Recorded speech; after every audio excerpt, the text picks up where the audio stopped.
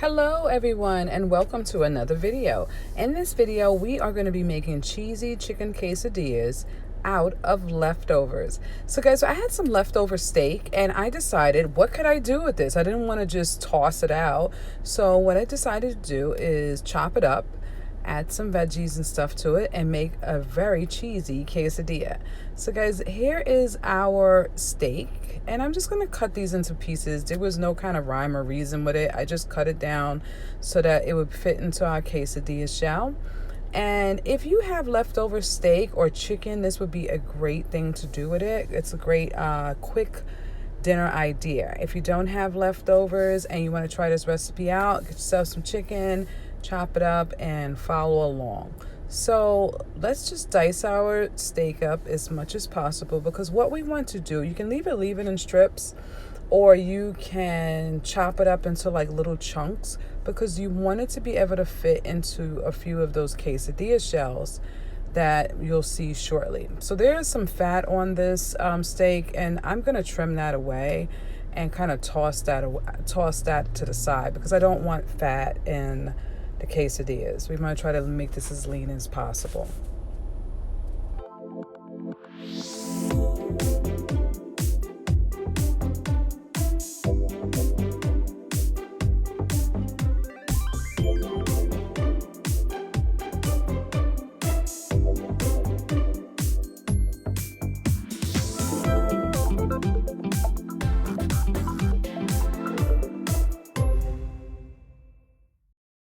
Okay guys, we are finished with our dicing and cutting. So here are my veggies. So in this I have some green peppers and some onions. I'm keeping this as simple as possible because remember guys, this is a quick dinner idea. So you want to dice these up. If you have one of those food processors, you can throw this in there. That's what I did, and I kind of just chopped them up that way.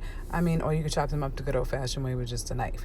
So what we're gonna do with these green peppers and onions, we are going to add these into a pan, and we are going to saute them so that they will be nice and tender when we eat our quesadillas. So before we begin to saute our vegetables, let's look at the other ingredients we're gonna need.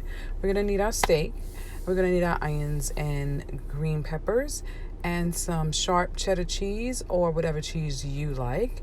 And along with that, these are the quesadilla shells that I use. They're soft taco shells. You can get any brand that you like, but these are the ones that were in my supermarket. And that's all I use, guys. And now I'm gonna saute these green peppers and onions, our veggies.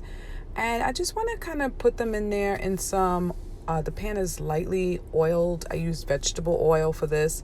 You can use olive oil, and you just want to saute them until the vegetables are nice and tender, because the quesadilla is going to cook for a hot second until the shell is done. So you definitely want these vegetables to be tender, because it's going to be a little crunchy. Unless you like your stuff crunchy, you're gonna want to saute them. So there I put a little bit of sea salt on it just to give the vegetables a little taste. That's some onion powder. I would say about a teaspoon of that, a teaspoon of sea salt, and a teaspoon of garlic powder. And if you have some kind of favorite Mexican seasoning, then you can add that in here too. But this is what I used, and also some black pepper. So you can add in that to taste, just a sprinkle there, and whatever other seasoning you like. Guys, remember I told you there's no wrong when it comes to cooking. If you have something that you like on your Mexican dishes, please add it in. And let's just saute these until they are ready to go into our quesadilla. You want to clean your pan and add some additional oil in, vegetable or olive oil, and you want to make sure that your oil is nice and hot. So what I did is I added my meat and my veggies, placed that in the pan, and then I added the top shell on top. I'm going to brown the first side, and then I'm going to flip it over and brown the other side. By that time, guys, your cheese should be melted and your quesadilla should be ready. So guys, here is our quesadilla. I'm so sorry for the camera angles. It was a little messed up this time.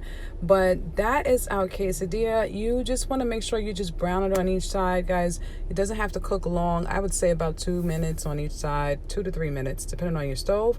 And look at that in there. Lots of cheese and lots of steak. Lots of goodness. So this is a very quick, easy dinner idea for the family. I would recommend that you would try it out. I'm sure no one will be disappointed. So guys, thank you again for joining us for another video. We are so grateful that you're here. So we would love to hear from you in the comment section. Leave us a smiley face, a thumbs up. Do not forget that thank you gift that we have down in the description section. And that's a thank you for joining us. And again, guys, do not forget to like, comment, and subscribe. And we will see you next Thursday. Bye.